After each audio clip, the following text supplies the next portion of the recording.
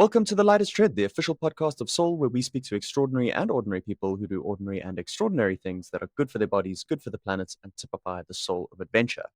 I'm your host, Paul Morn Brown, and my guest today is Nick Brosnan, marketing manager for Americas for Polygiene. Fans of Soul will recognize Polygiene as a brand we work with to ensure your footbeds stay stink-free. Nick supports Polygiene's partners by ensuring they benefit from co-branding with the world's leading odor control brand. In his free time, Nick likes to grab his fly rod and develop his saltwater fishing skills, explore South Carolina on his gravel bike, or head into the mountains with his skis. He's also quickly becoming acquainted with the delights of Southern barbecue. I chat to Nick about all things stink prevention, the opportunities and challenges of marketing a product's sustainability benefits, how the American outdoor market compares to things in Scandinavia, and more. Listeners can get 15% off Soul footbeds by using the code POLY15 at yoursoul.com. If you enjoy the pod, please take a moment to review and subscribe. Enjoy. Listen up, folks. It's time for The Lightest Tread. Cool. We are rolling with Nick Brosnan from Polygiene. How's it going, Nick? Yeah, I'm great, Paul. How are you doing? Yeah, good, thanks. Thanks for joining me. I appreciate it. Thanks for having me on. Remind me where you are based? I'm in Beaufort, South Carolina. Just moved here about 2 months ago from Sweden, actually. Cool. Awesome. And is it moving back to the States or your first time moving to the States? It is. It's a little bit of a skip back and forth. I was born in Stockholm, Sweden. So that's where my roots are. My dad's a New Yorker. So we ended up moving to the States when I was 6. So I grew up in New Hampshire, up in New England. But throughout travels and work, my wife and I, with our 1.5-year-old, ended up moving back to Sweden about 7 years ago. So we were there for 7 years at the head office for Polygiene, which is in Malmö, southern Sweden. Cool. Awesome. So I thought maybe I would, maybe we should start with, in brief, what is Polygiene for anybody who doesn't know? Yeah, sure. We consider ourselves a sustainability and more of a long-term technology brand that provides a second life to products, but we are a technology brand and a partner for textiles, for hard surfaces. Like I said, we're based out of Malmö, Sweden, but what we are providing to brand is a finish for textiles so that you can treat clothes, footwear, insoles in your case, so they stay fresh, odor-free, and you can use them longer, keep them out of the landfill, and hopefully providing a second life to them as well. So it's a technology brand, just as you would think of some other technology suppliers out there as well, but really a partner with the brands we work with globally. So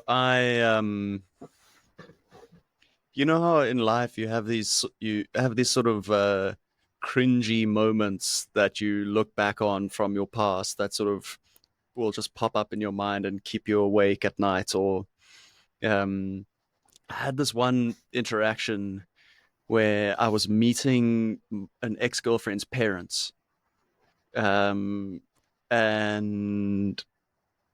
I had been on this film shoot.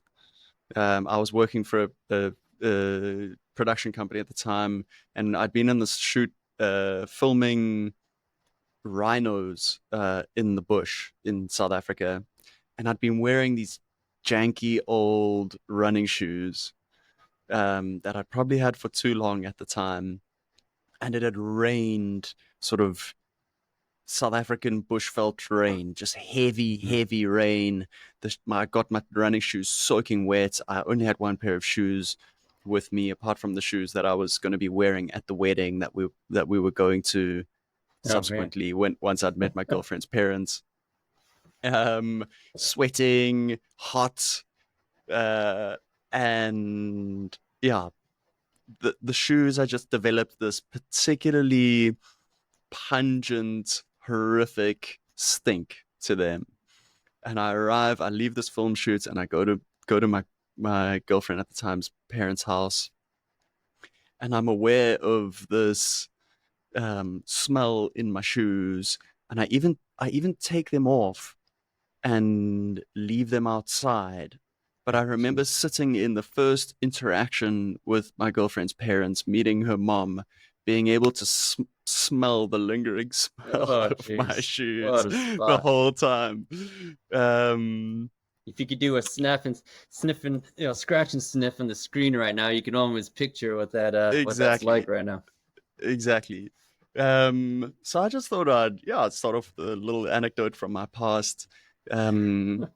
Which sort of highlights the how Hence Hex. particularly how particularly well matched a product like Polygiene is with what we do, creating insoles designed for keeping you comfortable through um, you know, this was a combination of they're in my running shoes, which I'd use to run, and I'm also wearing them for work. A lot of people Yeah. spending all day on their feet, wearing our products in a running shoe or a different shoe.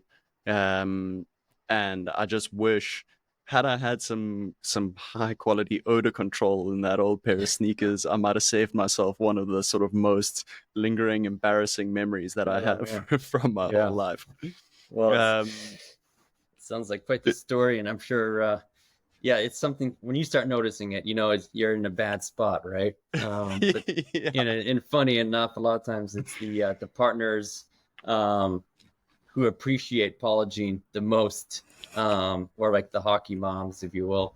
But that's something that, yeah, it's a great fit, and it's something that it's a performance that not a lot of people are aware exists out there. And so we've kind of, in many situations, whether you play sports in the locker room or, if you're a climber, you kind of have an understanding of, yeah, if you're doing these sports, you're going to smell. And that just, it kind of comes with the nature of it.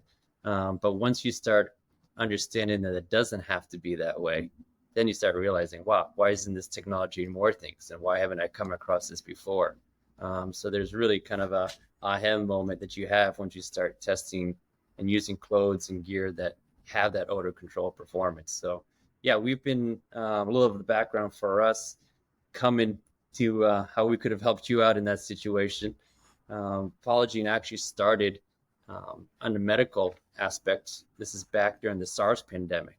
Having just recently gone through a pandemic ourselves here. This was an initial realization that we were owned and worked with a parent chemical company. There was an ingredient brand that was performing really well against SARS. So that was implemented on a large scale through mainly medical services. So doorknobs for toilet seats, for paints in the hospitals, and then also some textiles, beddings, dividers, etc. But then once you start realizing that we had performance on a textile level, this is also when the whole poly story really started kicking off. And you started having base layers and training gear in polyester and that story and textile development. But of course, once you start using those synthetics, there's this perma-stink that comes along with using those synthetics.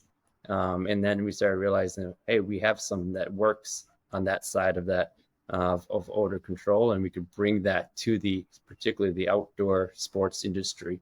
And that kind of just started taking off. We started working with great brands like Adidas in their collections and started seeing that we have something that really works. And once a consumer, like the situation we're talking about, once they start seeing that it works and understand that performance, you're going to want more of it.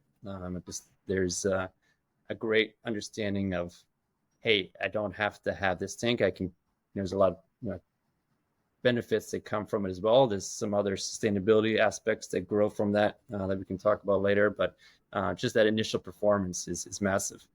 So that's mm. where we started about almost 15 years ago. And from there, we've just continually grown out from not just the sports and outdoor industry, but also to lifestyle, fashion, workwear, and definitely in the medical world as well. So maybe just fill me in on exactly how, well, not exactly necessarily, but you're based in the US, as you've said. You are you represent the broader Polygiene company within the States. but Polygiene is itself still based in Sweden, you said? Correct. Yeah, we have a team in Sweden. We have a good team in the UK as well. But we're definitely a globally based brand. I'm here. I have about 4 colleagues here in America. And so we are really in the different regions. EMEA, APAC, and here in Americas have a technical, commercial, and marketing team to support our brands. So that one of the biggest things that we do is make sure our brand partners have Polygiene as a partner, working with them in regards to application, how to market and brand it properly. But one of the things with Polygiene, we have kind of 2 categories. We have a freshness, which is our textile side of it, and then we have a product protection, which is more hard surfaces, still a lot of healthcare, plastics, coatings as well. So there's kind of 2 categories to Polygiene. But we are a globally based brand, and whatever wherever our brands find themselves, and same with their mills and suppliers, we're on hand to be able to support them through that process and make sure it's done and applied properly. Awesome. There's definitely sort of a in the outdoor industry, at least, there's a sort of aura around Scandinavian brands, I think. The thing that comes to mind is I don't know if it's particularly Norwegian or if it's other countries too, but the old saying of there's no such thing as bad weather, only the wrong clothing. Yeah. Coming from South Africa, personally, that was never something that had sort of crossed my mind. But living here in the Pacific Northwest, that definitely rings so true to me, Sure. The amount of rain that we have here. Even the snow here can be pretty wet. So Yep. having proper waterproofing here is something, the gear is something that I've really come to appreciate in my life over the last number of years. I'm interested in I feel like you have some personal experience of the industry in both places. I wonder if there's anything that jumps out at you that's different around the outdoor industry and working with brands here in North America versus in Scandinavia. If things work similarly, Yeah, and one thing that what you were hitting on earlier, definitely, we have 2 little ones in Sweden and in Scandinavia, and definitely, I mean, it's called a term fritidsliv, which is like free time life or outdoor life. And fritidsliv is really just this cultural understanding of being outside, no matter what the weather conditions might be. So my kids in preschool, they were out every day for at least 2 hours, rain or shine. And it's really important that you have the right gear, and then especially at that age, you have the right gear, you're outside, they don't realize the difference, and they love it. They're happy jumping in puddles and running around as anyone else, whether it's sunny out or not. And that cultural understanding, the same with Polygiene, how it ties in is just the understanding of proper gear, quality, that the environmental aspect of production is something that is inherent to the DNA of Polygiene as well. So when we're developing new technologies, how it performs, we really have the backside of certifications and all of the testings and trials, just to make sure that we have all those boxes checked off. And that ties back to that Scandinavian culture of making sure that we have the right product and technology available. And for just working with these brands, definitely for Scandinavia and Europe as compared to the US, I think one of the biggest things which the US is becoming more and more focused on is also this, not trying to get away from the short-term seasonal approach of product. I think maybe more of the consumer understanding of quality should trump just a quick sale and discounts of poor products that aren't going to last long. So that durability story is really important.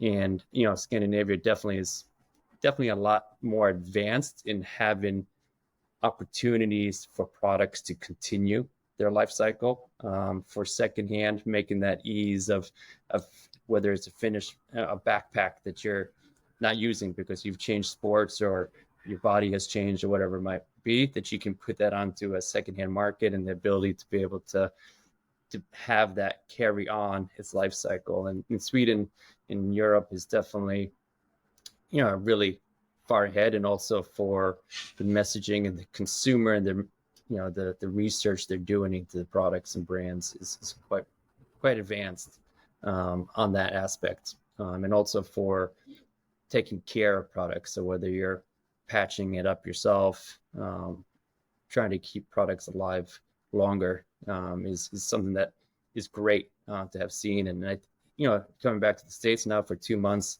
speaking with our brand partners, a lot of our brands are putting those practices in place, which is awesome.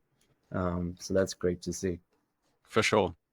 For us, that's something that's definitely rings true, is that idea of being able to give new life to an old product. That's one of the things that I love about being at Soul, is the idea that, they're something as simple as like a pair of boots, trusty old pair of boots that you really love, 100%.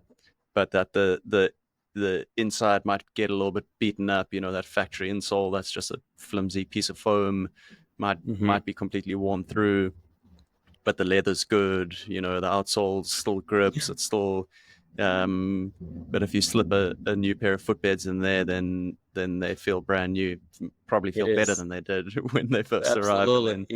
And off you go. I was just gonna say, similar to your story in South Africa, I lived in Wyoming for 12 years, and the big part of my life was ski touring and mountaineering. When I met my wife, when we first started dating, I would have to keep my ski boots outside, just based on that same exact similar story. And it was around that time when came across Soul, and Soul had started working with Polygiene. So I quickly transitioned all my ski boots and outdoor running shoes and everything to Soul, and that was a game changer. And you start adding a fresh pair of socks. Also, my ski boots could be in size. I didn't have to put on frozen boots in the morning. So that was a pleasant growth with Soul, and understanding how Polygiene works. It was one of those stories where my former boss came into the office and was like, "Hey guys, we have this brand from Sweden that approached me at OR, and curious what you guys think." He started to tell me about how products can stay fresh. You can wear a training t-shirt all week, and it won't smell. So what do you guys think about testing this out? And a couple of us put these shirts to, whether we're mountain biking, trail running, for a full week of hard testing. And we were blown away how these shirts still stayed fresh after a full week. And that's when we started I was working with a PR firm, and started working with Polygiene at that point. And from there, I eventually left my past job and joined Polygiene and moved over to Sweden. So it's been a great journey, and it's been fun to see, the awareness factor picking up with Polygiene, and having that move into, a bigger story as well. Yeah, awesome. It is sort of a bit of an aha moment when you realize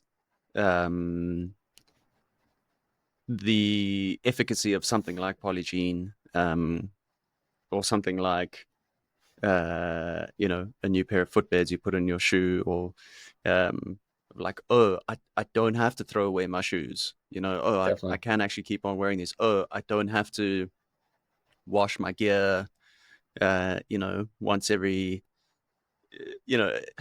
that thing of being able to rewear a t-shirt is so cool. It makes such a big difference, just to the practicalities of life. Like, okay, now I'm going to the gym 3 times a week, and then I'm going running twice a week, whatever it might be. I don't need 5 t-shirts. I can have 1 t-shirt or 2 t-shirts that I swap in and out, which makes a huge difference practically, but also sustainably. And I think that's something that I really like about Polygene's messaging, and that rings true for us as well. And you mentioned outdoor retailer, and I'd say we haven't been an outdoor retailer for a few years, but I remember walking around the floor of Outdoor Retailer a few years ago, and it was, I mean, we've just had here in British Columbia the worst wildfire season on record. Mm-hmm. You know, it's been crazy. The amount of smoke.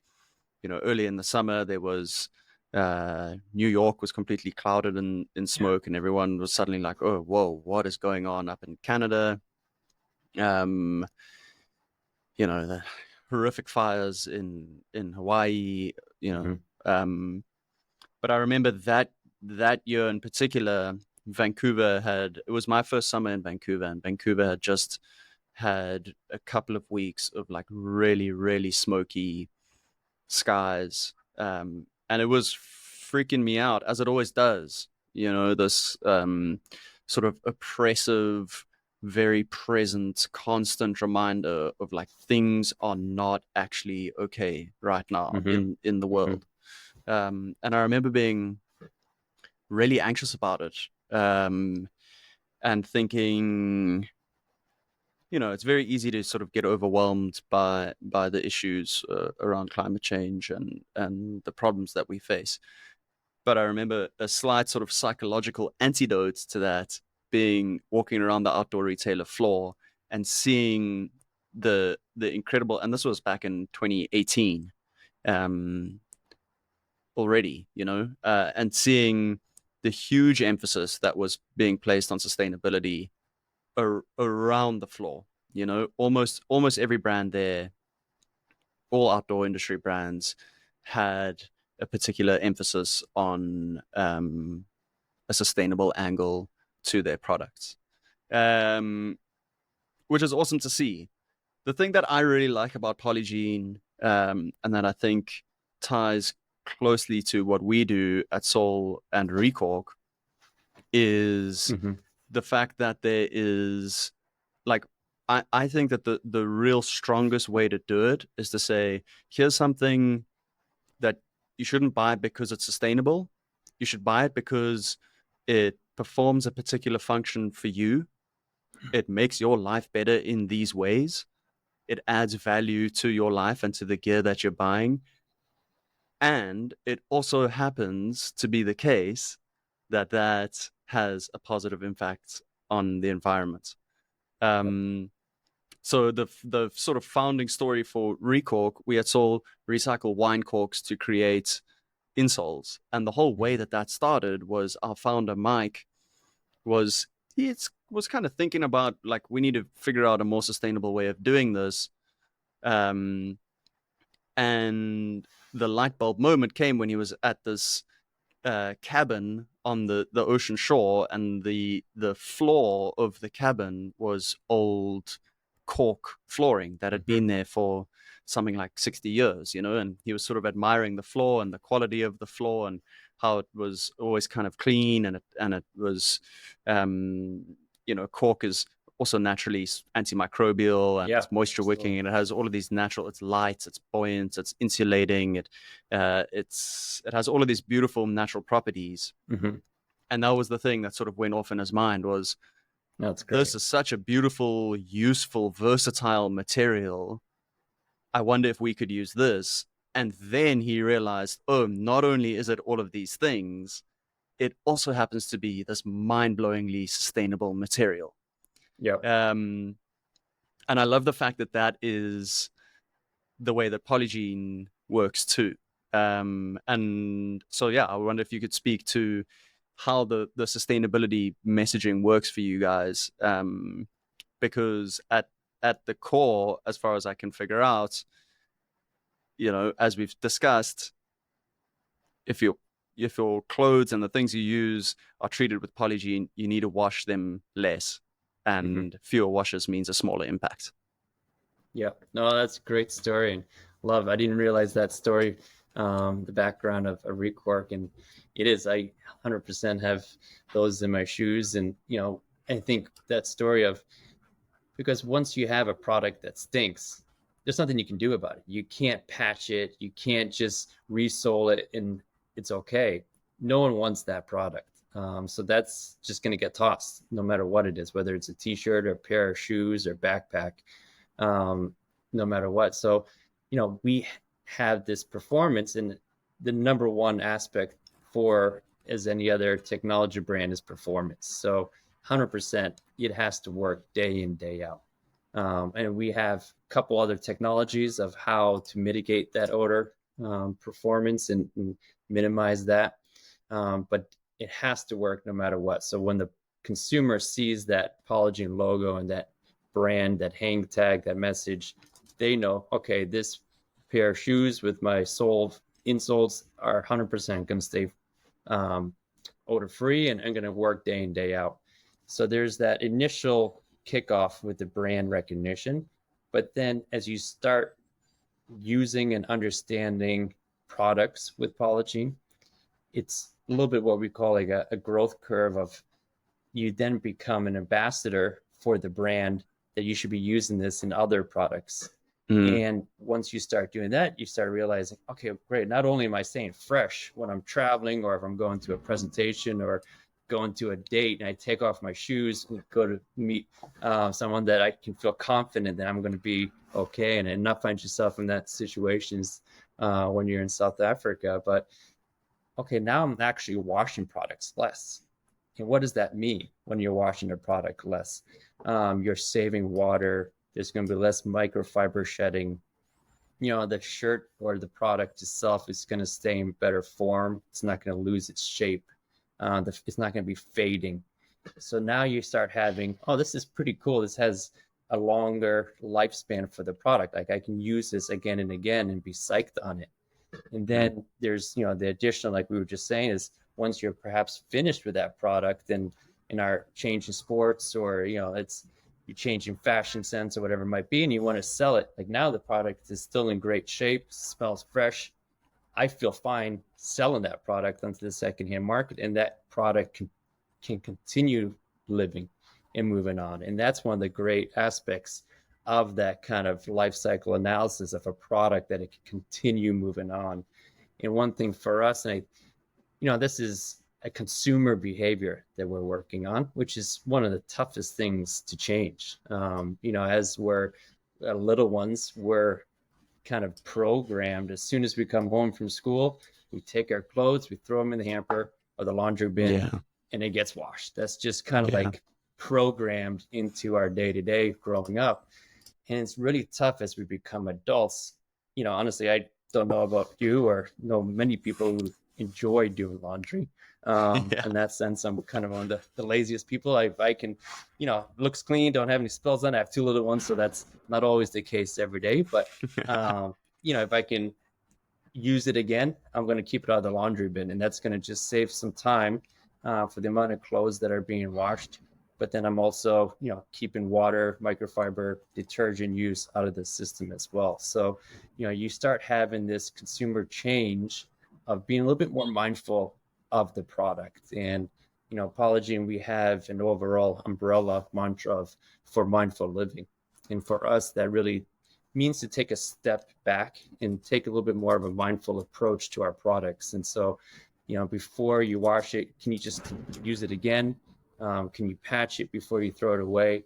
What can we do, whether it's exercise, being present in the moment, to have a little bit of a better approach to our day-to-day? And, working with our brands like yourselves, that approach is significant because it does make an impact. And, every little step that we do, whether it's bringing a reusable bag to the grocery store or doing recycling, all these little steps that we do day-to-day will have an impact. And I think, kind of your story about walking OR the wall, and seeing the presentations for different brands, and, sustainability has almost become a dirty word because I feel like it's getting overused. And now in Europe, you can actually get fined for greenwashing, and that's happening in a lot of situations as well. So a product can be approached for the development and the production. But then what happens once a consumer makes that purchase? If a consumer is using that product for just a season and tosses it, what good is it to have, sustainably and resource well thought out product if the consumer themselves aren't making that change. So like, how can we work together as an industry to elevate that understanding of a product and approach to our purchases and the use of our clothes as well? It is a That's one of the key things. yeah, it's a really interesting position that we find ourselves in, especially within the marketing sphere of companies that do have this sort of dual mission of providing something that or creating something that provides this practical use, but also has this sustainable story behind it, and the sustainable mission behind it.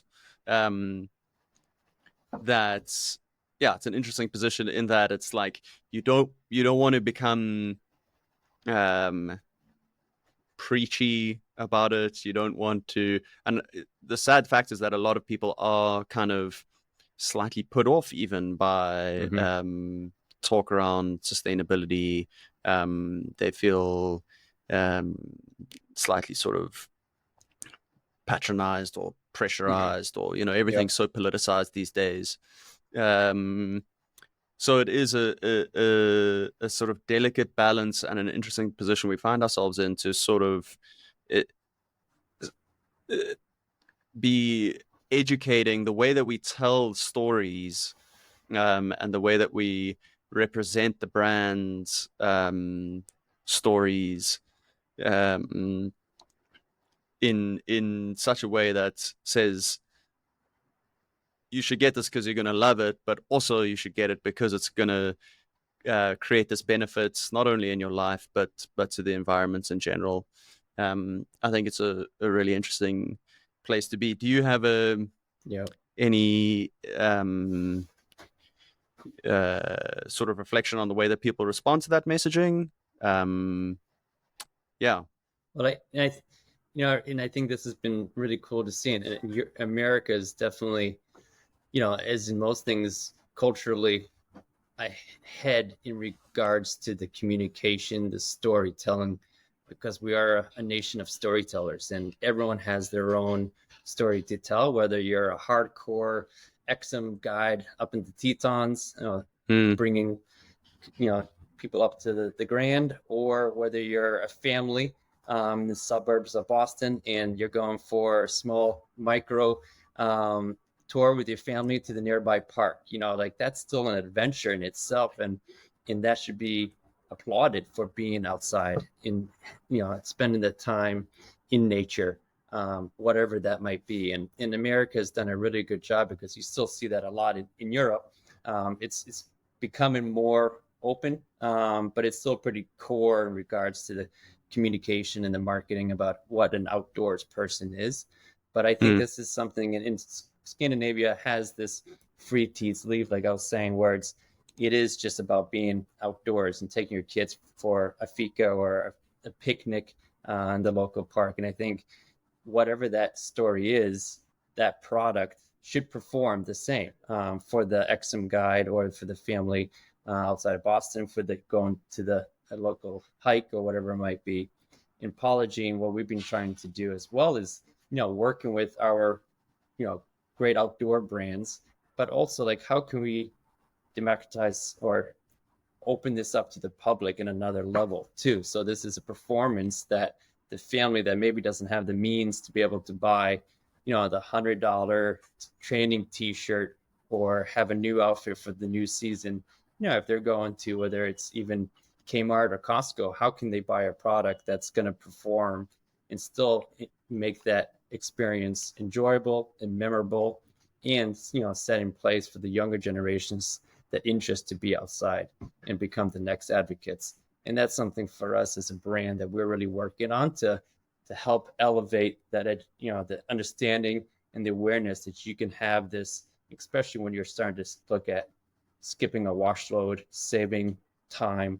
That all ties into kind of this mantra of what we can do personally and on a small scale level to have less of an impact. And that's something that working with the brands across the board is something we're super excited about, and we can see is having an impact, and the consumers are loving it. And they're of course gonna, appreciate that experience and that takeaway as well. So that's for us is something that is continually growing and working on. But it is, like I was saying, a consumer behavior, which is challenging.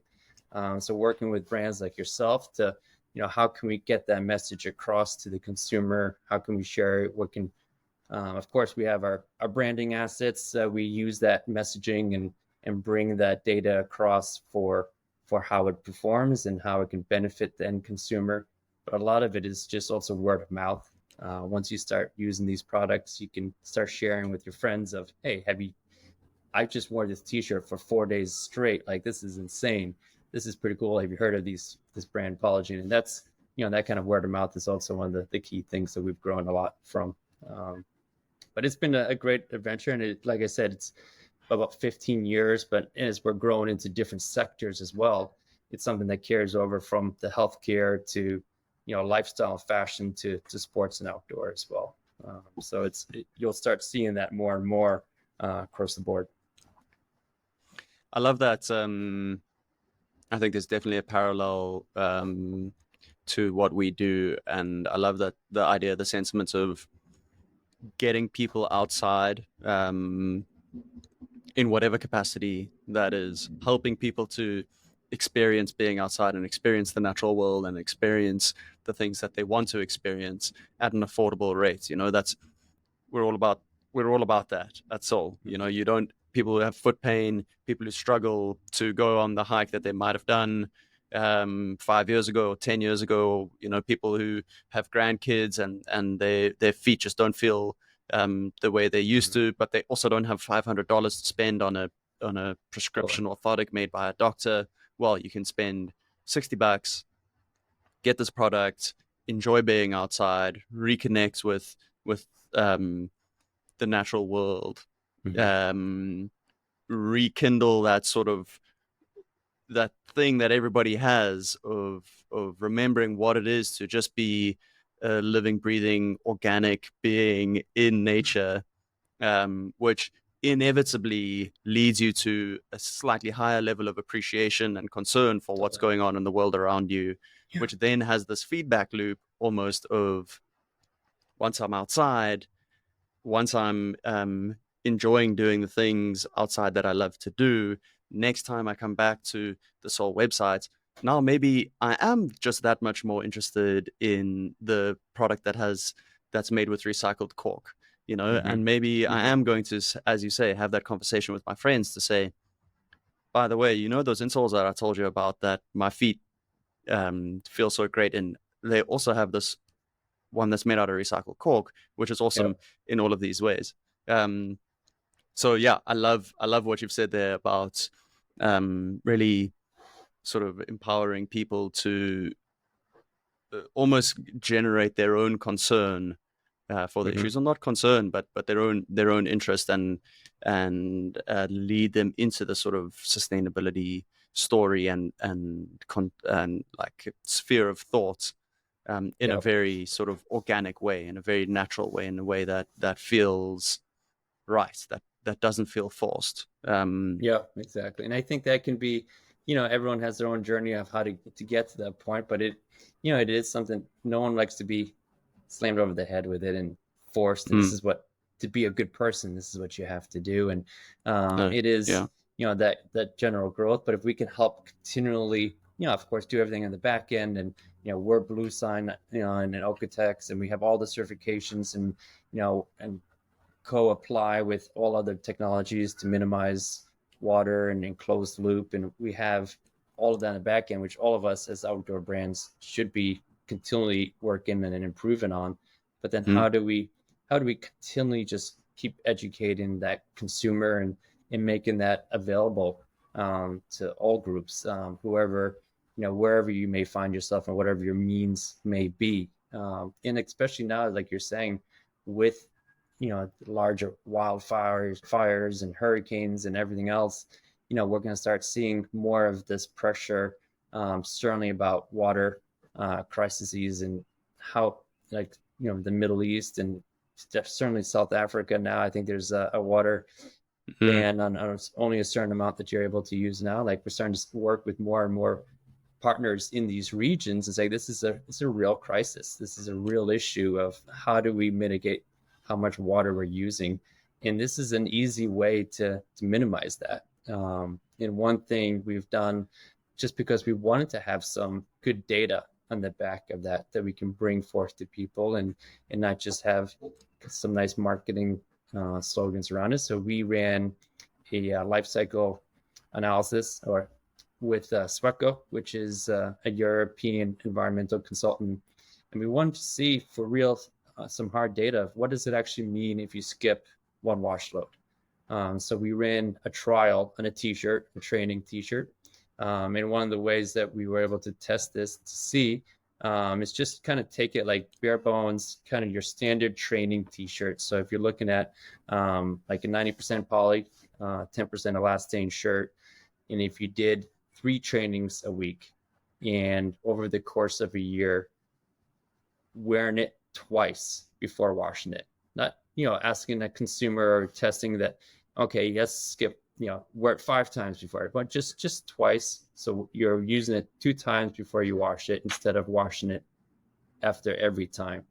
The water savings, the environmental impact that we saw just from that in itself was significant. There was about a 1/3 impact that we saw in savings. So there's over, I think it was about 3,800 liters of water that are saved just by doing that.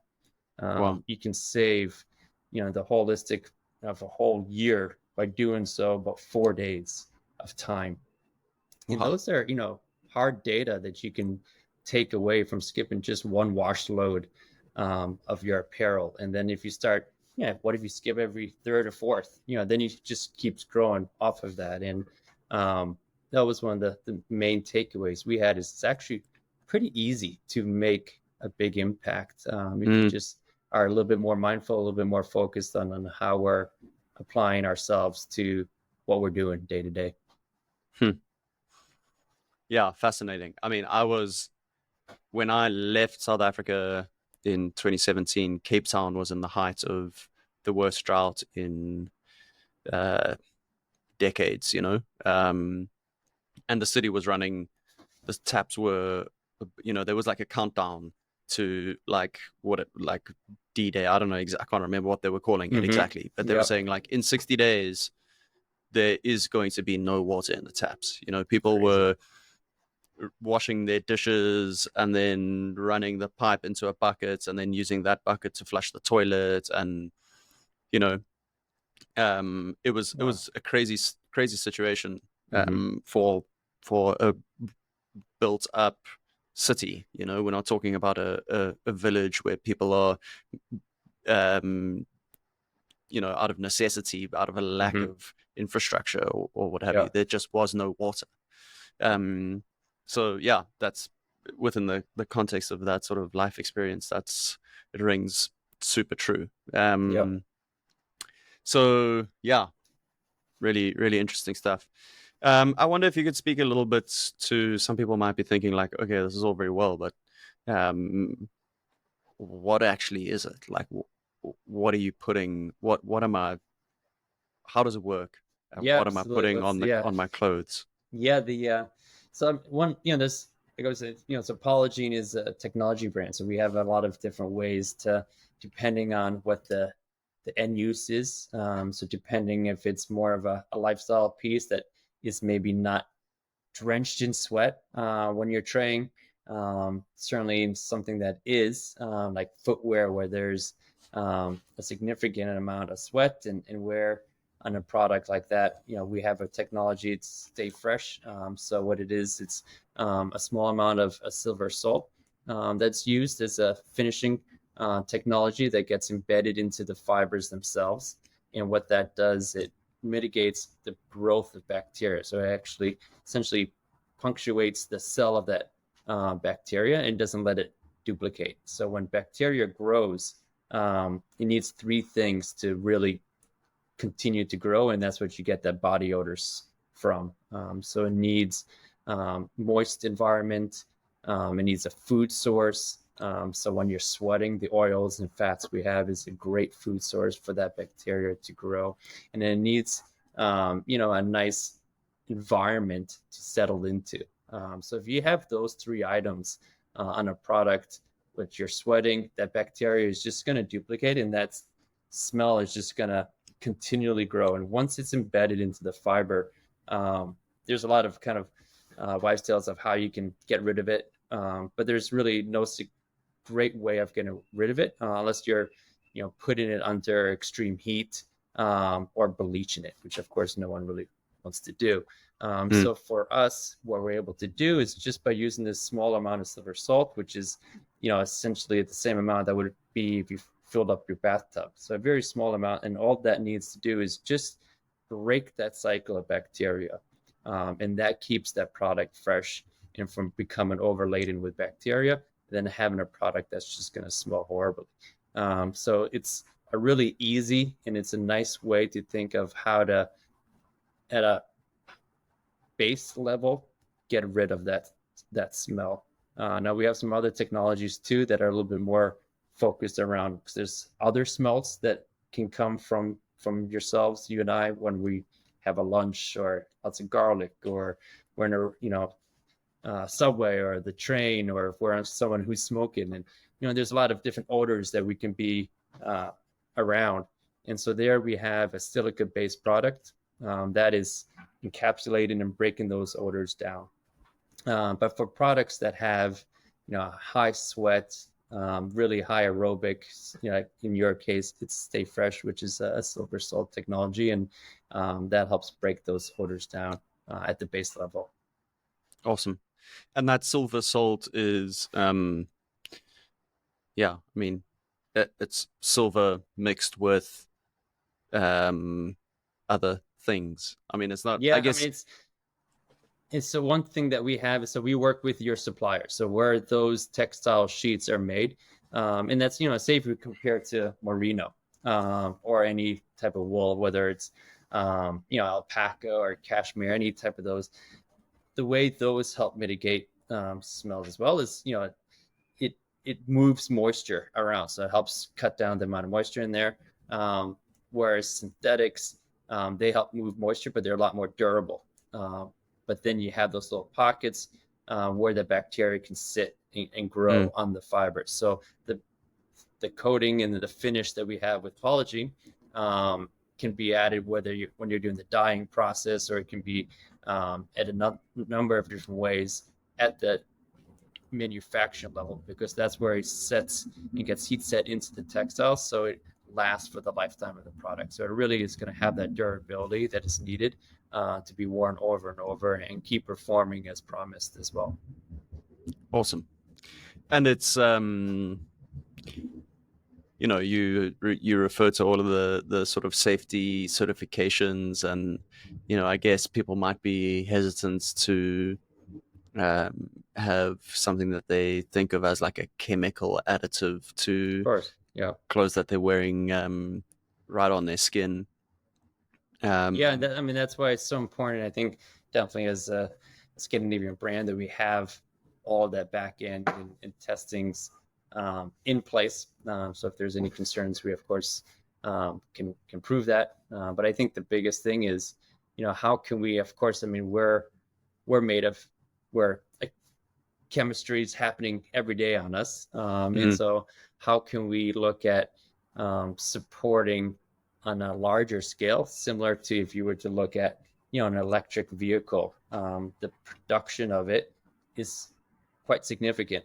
And that's also when we're working with our brand partners, we want to have a product that is well thought out, using the most sustainable and also less impactful ways of creating that product. And that might be a little bit of a higher production cost. But then once you roll off the lot with an electric vehicle, the end use, the consumer use of that is going to be significantly less of a diesel vehicle or a petrol vehicle. And so that's similar to our product, where you can then have a product that's going to last a lot longer. You can be washed a lot less and have a much longer life cycle and impact, which is another way of looking. So it's not just the short term, but the bigger picture of the product. And that's similar to that life cycle that we did the testings on, it's really that if you look at a full year of skipping one wash load, it's a significant impact than if you were to wash it every time that you used it. So that's one of the key takeaways with our brands and the messaging of the application and the use of Polygiene on a product. Interesting. Yeah, I actually had one of the things. I'm glad you referred to the Merino, because that was something that I was going to ask in particular, was how does Polygiene coated polyester or synthetics compare to a natural fiber? Mm-hmm. And I think that's a great, and the brands that we work with in Sweden and others too. There's a lot of pros and cons to whether it should be a merino product or synthetic, and of course, there's durability stories that tie into that. But I think also if you look at holistically, I mean, we're over 8 billion people now, and just the simple fact of clothing people is a significant endeavor, and especially if we start looking at sports and gear that is focused for particular uses. Certainly, that's a lot of sheep if we're going to try to have that as a takeaway. So I mean, there is 100% the place for merino products, and I own a number myself, and it's a similar type of story of that you can use it more and more without washing it. And we love that because it's the same story that we have, that we are working on. But of course, I would say, holistically and sustainably and economically, a lot more approachable and affordable for the larger masses as well, which is, I would say, the bigger environmental impact that you can have in a product, and all of us as well. Yeah, very interesting. Yeah, I think the sort of accessibility pieces is really important. It's interesting in the sort of marketing side of things. We often get people comment on ads or on social media saying like, oh, you shouldn't wear insoles, this is actually just a crutch, you should be going barefoot only, wearing barefoot shoes. And it's like, okay, well, that's very easy for you to say, but if you're talking to someone who has plantar fasciitis and they literally struggle to get out of bed in the morning, they're in so much pain, you have to be talking within the context of each person's story, and situation. 100%. And so, yeah, it's really important to have practical solutions for people that can work. Maybe not for necessarily everyone, but for that there's different solutions to different problems everywhere you look. But that doesn't necessarily mean that one solution is better than the other, categorically across the board in terms of all use cases. So yeah, that's really interesting. And that's one of the things to just start digging into a little bit more of the production and how merino textiles are used, and the messaging, and how if you're having a t-shirt that's bright blue or red and dyed, I mean, that you really need to strip all of the oils, because it's the oils that have a natural antimicrobial performance for those merino pieces, and for you to have a dye that's going to be able to stay on those fibers, you need to really strip those oils. So there's a lot of different ways of understanding of what is actually performance and scientifically how it works as well.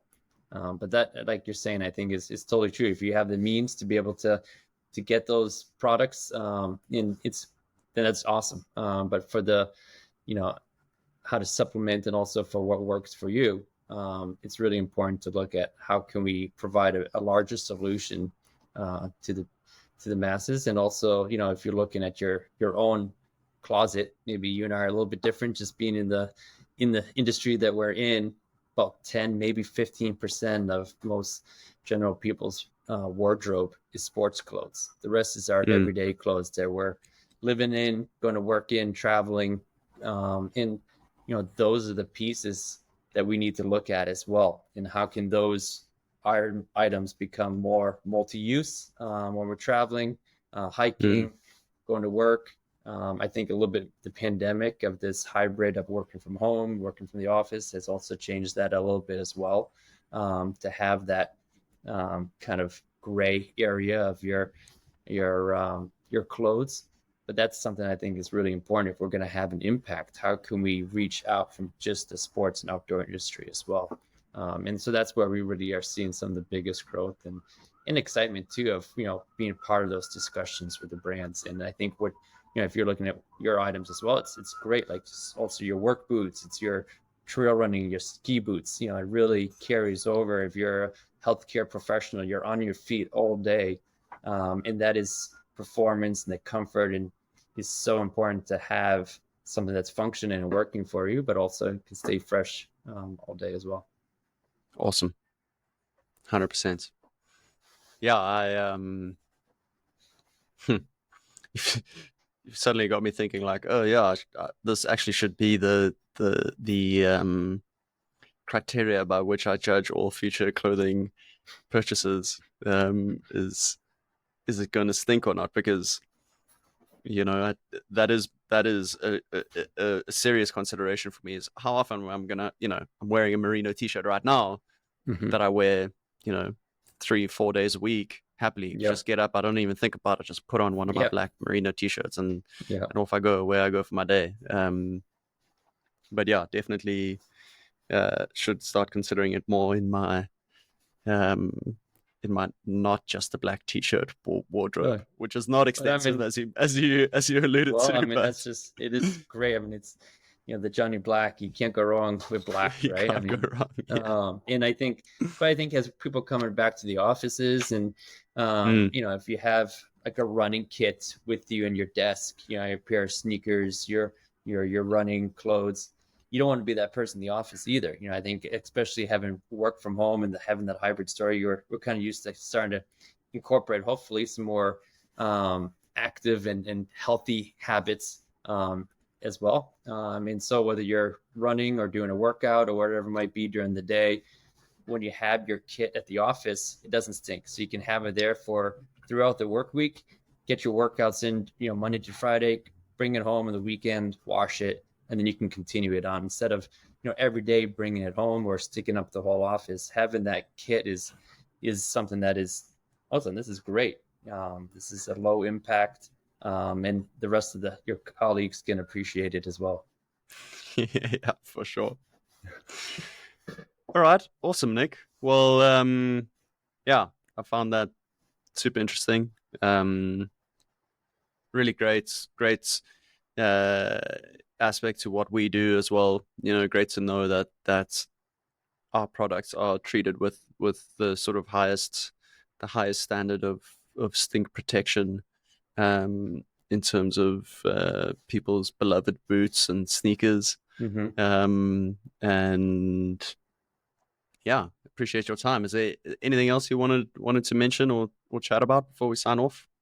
I mean, I really appreciate the time and getting to work with great brands like yourself. And, I'm probably the biggest advocate of y'all. I think most of my family members have a pair of soles in their shoes, and has been a game changer. They're super comfortable. And like you're saying, I think how can we have a product that has an immediate performance, but also longer effect and a larger sustainability aspect? And how can we keep products alive longer? And it does feel overwhelming, this story of sustainability. I put air quotes on it because it is kind of like this dreaded word of, but it is something that if you break it down, it's actually pretty simple. And that's something that we want to try to work on with our brands and our consumers as well. And having these brand advocates of just washing less. And our tagline is, the hashtag is wear more, wash less. And